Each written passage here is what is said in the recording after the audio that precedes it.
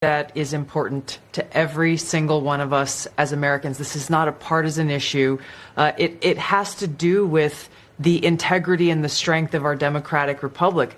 And it lays out this over 100 documents that you're referencing that I released, declassified and released, spells out in great detail exactly what happens when you have some of the most powerful people in our country directly leading at the helm, President Obama and his senior-most national security cabinet, James Comey, John Brennan, James Clapper, and Susan Rice and others, essentially making a very intentional decision to create this manufactured, politicized piece of intelligence with the objective of subverting the will of the American people, who in November of 2016 delivered a historic victory to President Trump, defeating Hillary Clinton.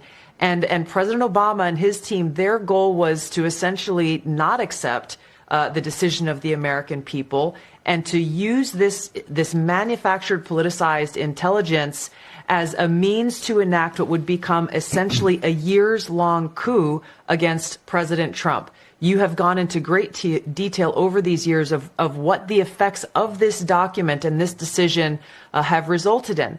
Obviously, a years-long Mueller investigation that cost taxpayers almost $40 million, 2 congressional impeachments, endless smears and attacks against not only President Trump, but his family. He had senior members of his team who were investigated, some arrested and jailed. We had heightened and increased tensions between the United States and Russia.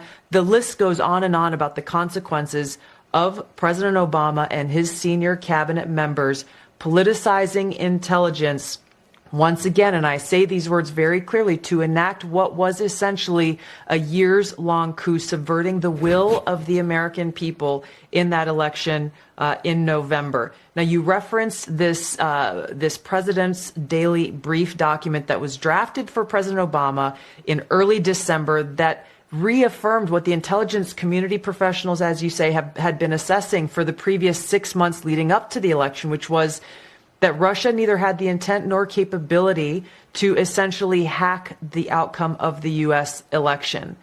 As you said, President Obama's political appointees pulled that document before it could be published, and it has not been published until we released it today. And the very next day after they pulled that document, President Obama called a National Security Council cabinet meeting to discuss how Russia interfered with the election. Again, this is the first week of December. 9th, President right? Trump had already won. Correct. This is the December 9th meeting. That's exactly right. The December 9th meeting, we declassified and released what they call the summary of conclusions from that meeting. Then DNI James Clapper took the lead on what President Obama wanted done, and which was essentially create a document that tells us not if, but how Russia interfered with the election. President Obama delivered the conclusion that he wanted the intelligence community to reach and directed them to find and essentially create and manufacture the intelligence to support the conclusion that President Obama wanted to deliver to the American people.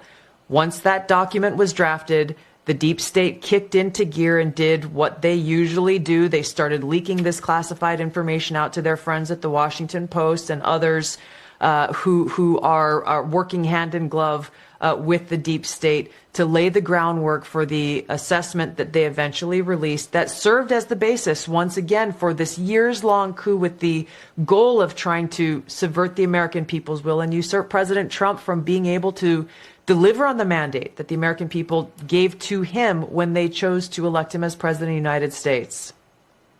So you had career intel people that came to a conclusion that, in fact, Russia did not interfere, that it had no impact, and they didn't like the assessment, and they have this meeting with President Obama at the time, and they make the decision, a very conscious decision, to pervert real intelligence, turn it into phony intelligence, but also simultaneously something else was happening.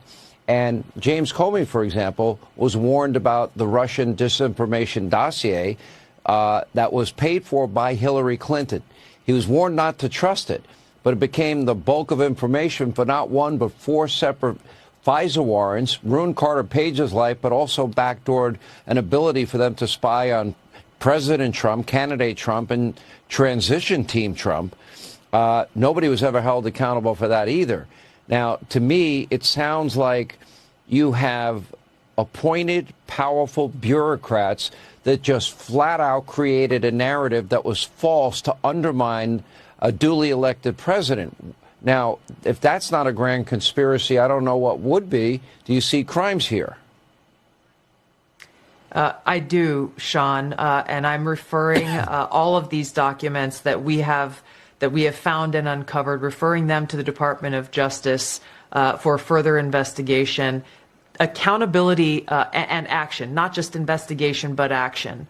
Accountability has to take place. The American people's ability to have faith and trust in the integrity of our democratic republic is literally what's at stake, and therefore the future of our ability to exist as the country that we know it.